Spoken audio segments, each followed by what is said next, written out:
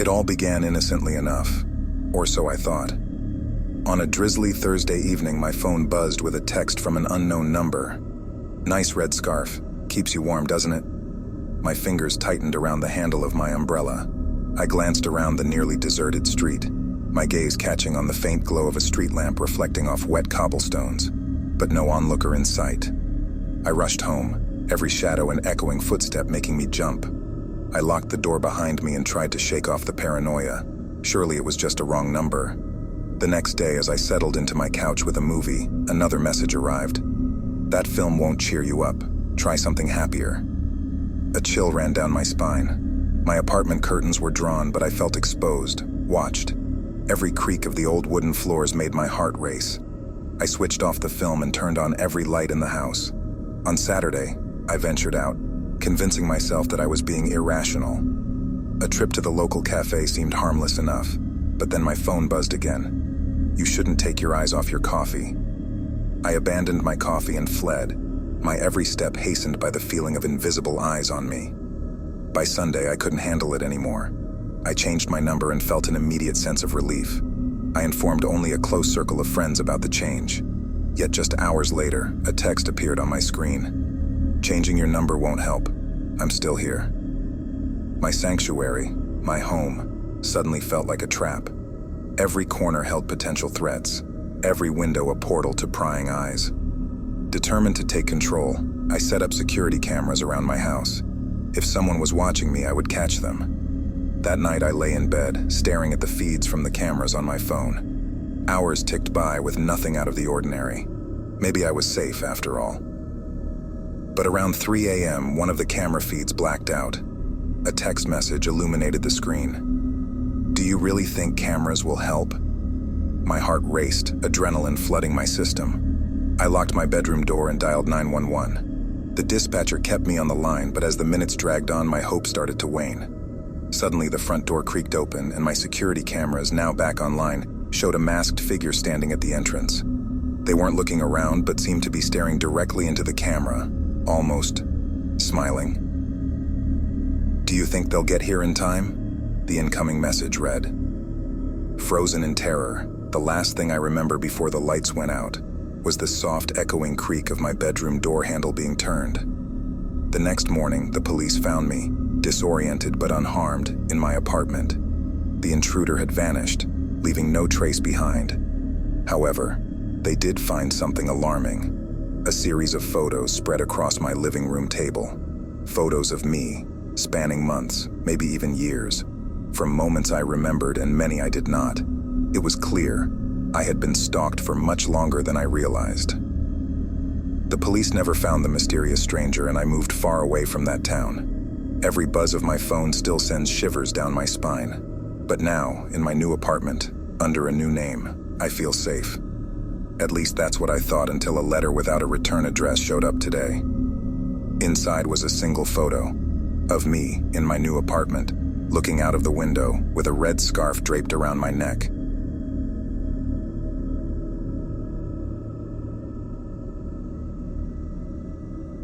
My name is Sarah. I'm not a writer, not an adventurer, just an ordinary person with an extraordinary tale to share. It all started 2 years ago when I moved into a house in a small, peaceful suburb. It's one of those communities where everyone knows everyone, and nothing exciting ever really happens. You could walk down the streets at midnight without fearing for your safety. That is, until the Specter appeared. People started reporting mysterious shadows, bizarre sounds, and the unshakable feeling that they were being watched. I never gave these reports much thought. Probably some kids bored with the monotony of suburban life, trying to spice things up, I mused. However, my opinion drastically changed when I encountered the Specter myself. One night I was working late, trying to meet a deadline. Time passed quickly, and before I knew it, it was past midnight.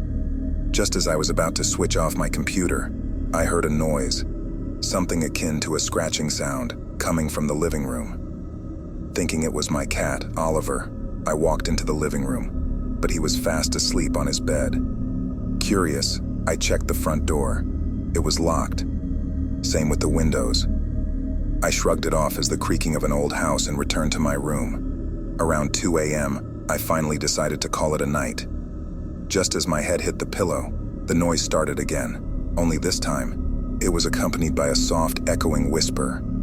I tried to convince myself it was my imagination playing tricks on me, but deep down, I knew something was wrong. The noise persisted for several nights, growing louder each time. I searched every nook and cranny of the house, even consulted a local historian to see if my house had some dark past. Nothing.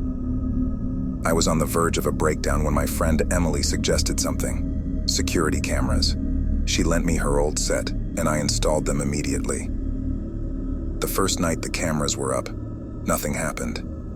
I felt relieved, thinking the Specter had moved on to haunt some other poor soul. But on the second night, the cameras caught something that still sends chills down my spine. At exactly 2:10 a.m., a shadow appeared on the living room camera.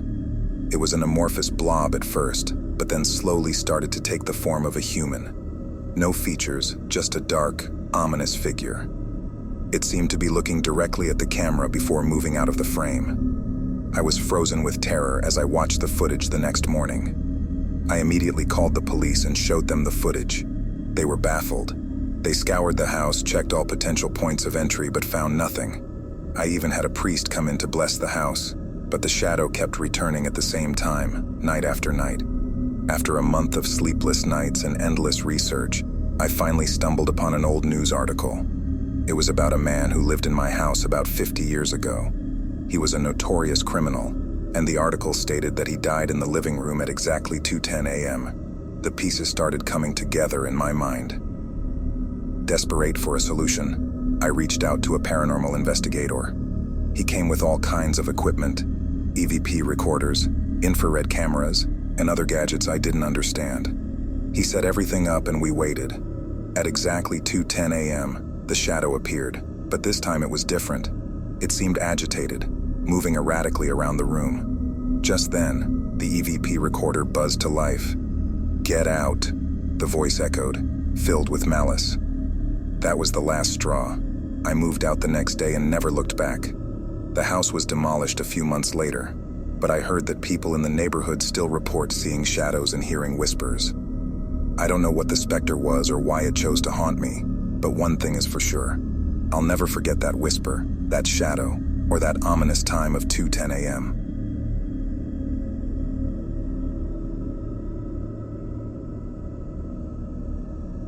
I've been a private investigator for close to a decade now, and believe me when I say I've seen my fair share of strange cases. But what happened last winter changed my perception of reality forever, and it's something I can't explain using logic or reasoning. In late November, I was contacted by a woman named Emily. She told me she believed she was being stalked but couldn't provide any tangible evidence. The police couldn't help her without proof, so she sought my services. In my line of work, gut feelings and intuitions are not to be easily dismissed. Often, people sense danger before they can rationalize it. I agreed to take on her case. Emily was a nurse, living alone in a one-bedroom apartment. Her initial email mentioned strange occurrences, shadows moving outside her window, an inexplicable coldness in certain rooms, the sense that she was being watched.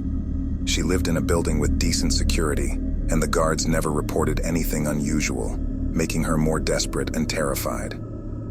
I decided to install some hidden cameras outside her apartment and took up an unmarked car watch for a couple of nights.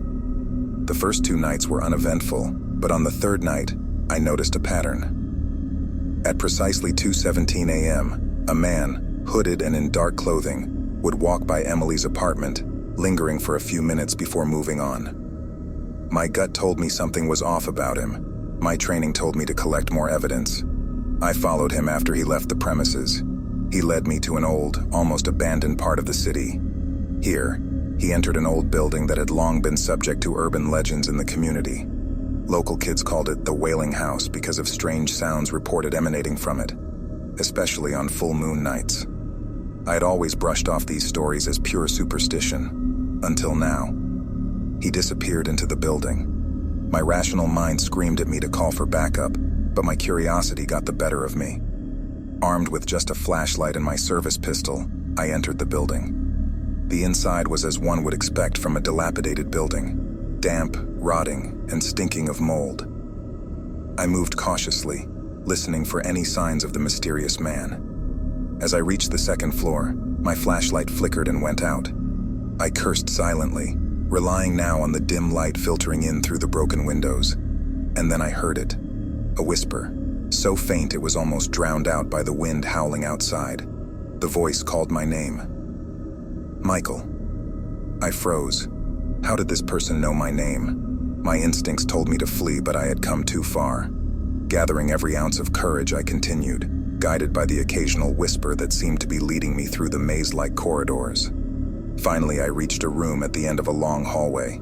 The door was slightly ajar and I could see flickering candlelight from inside. With my pistol at the ready, I kicked the door open. The room was filled with photographs, pictures of Emily, pictures of her apartment, and to my utter shock, pictures of me. In the middle of the room was an elaborate altar with symbols I couldn't recognize. And there he was, the hooded man, standing with his back to me. "Turn around slowly," I commanded, my voice tinged with fear and anger. He complied. As he turned to face me, I felt a cold shiver run down my spine. His face was a grotesque mirror of my own, distorted as if viewed through a warped lens. "Who are you?" I stammered, struggling to maintain my composure. He smiled, a chilling mimicry of my own smile, and spoke in a voice that was almost, but not quite, my own. "Who else could know you better than yourself, Michael? Who else could understand your fears, your insecurities, your failures?" I felt my grip loosen on the pistol. I was paralyzed, not by fear, but by an overpowering sense of dread and confusion. And then he vanished. Not ran away, not slipped out of a hidden door. He vanished into thin air, as if he had never been there. The room turned pitch black for a moment, and when the lights came back on, I was alone. I don't remember how I left the building or how I drove back. All I remember is waking up in my own bed the next day, convinced it had been a dream. But when I checked the hidden cameras, they confirmed my worst fears. The footage showed the man walking past Emily's apartment at 2:17 a.m., just as I had seen, and then me, following him into the wailing house. Emily moved to another city shortly after. I couldn't bring myself to tell her the full extent of what I'd discovered. As for me, I'm still a private investigator, but I avoid stalking cases like the Plagu. Whatever that thing was, it knew me, and I can't shake off the feeling that it's still out there, watching, waiting for the right moment to return. And so, every night at 2:17 a.m. I wake up, and for a brief moment I swear I can hear a whisper calling my name. I hope you found those tales as spine-tingling as I did. If you're still with us, congratulations. You've survived another journey into the terrifying and unknown. Now, if you'd like to keep the nightmares coming, go ahead and demolish that like button. It not only supports the channel, but also lets us know what kind of horrors keep you up at night. And hey, why not share your own bone-chilling experiences or thoughts in the comments below? Your story could be the seed for our next dark journey. Finally, if you haven't yet joined our ever-growing community of brave souls and seekers of the macabre, hit that subscribe button and ring the bell. That way, you won't miss a single tale and, believe me, you don't want to. Until next time, remember, the scariest stories are the ones we tell ourselves in the dark. Sleep tight.